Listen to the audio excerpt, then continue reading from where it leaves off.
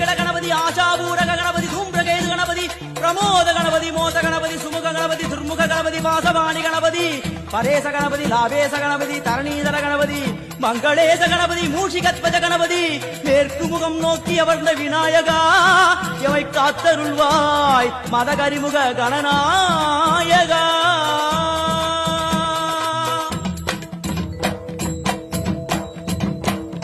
பாரதம் எழுதிய பண்டிதனுக்கு நாமாவளி சொன்னார். அடமூ உலகத்தை காப்பவன் இங்கே மூன்றடிதான் இருந்தான். என் பட்டு உடுத்தி குட்டிக் கொண்டு தொழுதோம் கணபதியே, இப்பிறவி கடலில் ஆழம் அறிய கரை சேர்த்தருள்வாயே.